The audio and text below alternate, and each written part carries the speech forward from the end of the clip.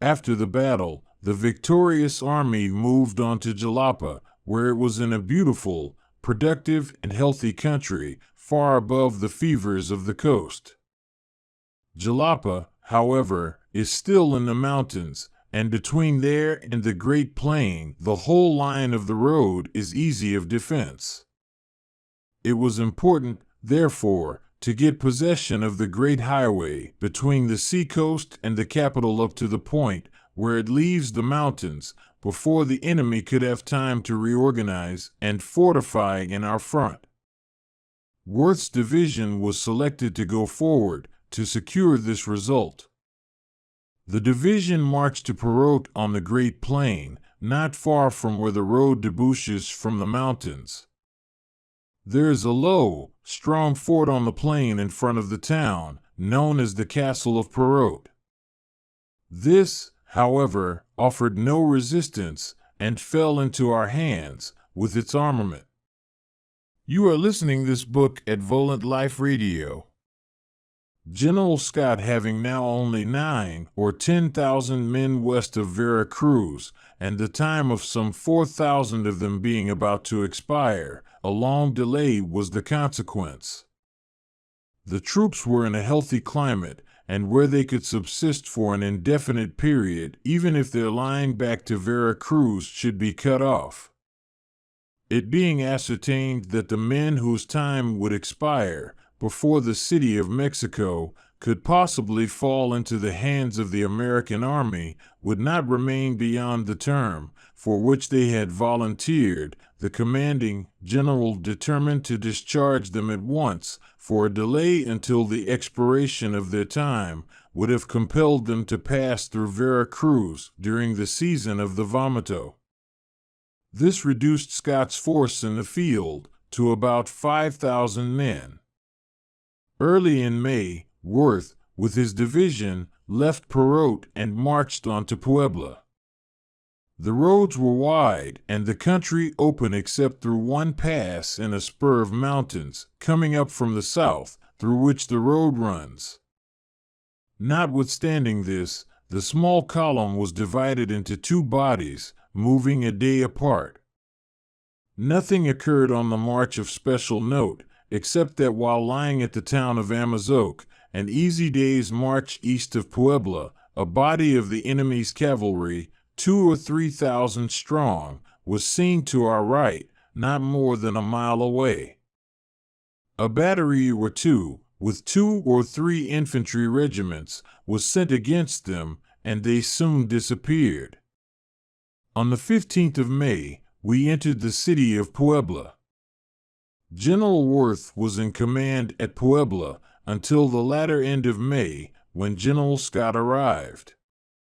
Here, as well as on the march up, his restlessness, particularly under responsibilities, showed itself. During his brief command, he had the enemy hovering around near the city in vastly superior numbers to his own. The brigade to which I was attached changed quarters 3 different times in about a week, occupying at first quarters near the plaza, in the heart of the city, then at the western entrance, then at the extreme east. On one occasion General Worth had the troops in line, under arms, all day, with 3 days' cooked rations in their haversacks. He galloped from one command to another proclaiming the near proximity of Santa Anna with an army vastly superior to his own. General Scott arrived upon the scene the latter part of the month, and nothing more was heard of Santa Anna and his myriads. There were, of course, bodies of mounted Mexicans hovering around to watch our movements and to pick up stragglers or small bodies of troops if they ventured too far out. These always withdrew on the approach of any considerable number of our soldiers. After the arrival of General Scott, I was sent as quartermaster with a large train of wagons, back 2 days' march at least, to procure forage. We had less than 1,000 men as escort and never thought of danger. We procured full loads for our entire train at 2 plantations, which could easily have furnished as much more. There had been great delay in obtaining the authority of Congress for the raising of the troops asked for by the administration. A bill was before the national legislature from early in the session of 1846-7, authorizing the creation of 10 additional regiments for the war to be attached to the regular army, but it was the middle of February before it became a law. Appointments of commissioned officers had then to be made, men had to be enlisted, the regiments equipped, and the whole transported to Mexico. It was August before General Scott received reinforcements sufficient to warrant an advance. His moving column, not even now more than 10,000 strong, was in 4 divisions, commanded by Generals Twiggs, Worth, Pillow, and Quitman. There was also a cavalry corps under General Harney, composed of detachments of the 1st, 2D, and 3D Dragoons. The advance commenced on the 7th of August, with Twiggs's division in front. The remaining 3 divisions followed, with an interval of a day between. The marches were short, to make concentration easier in case of attack. I had now been in battle with the 2 leading commanders, conducting armies in a foreign land. The contrast between the 2 was very marked. General Taylor never wore a uniform, but dressed himself entirely for comfort. He moved about the field in which he was operating, to see through his own eyes the situation. Often he would be without staff officers, and when he was accompanied by them, there was no prescribed order in which they followed. He was very much given to sit his horse sideways, with both feet on one side, particularly on the battlefield. General Scott was the reverse in all these particulars. He always wore all the uniform prescribed or allowed by law. When he inspected his lines, word would be sent to all division and brigade commanders in advance, notifying them of the hour when the commanding general might be expected.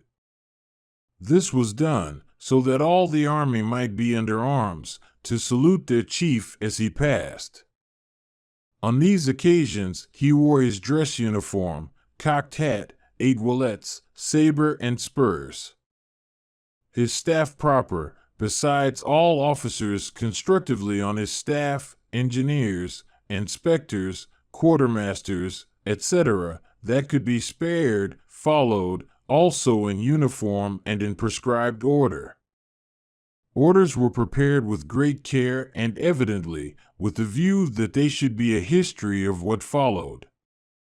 You are listening this book at VolantLife Radio. In their modes of expressing thought, these 2 generals contrasted quite as strongly as in their other characteristics.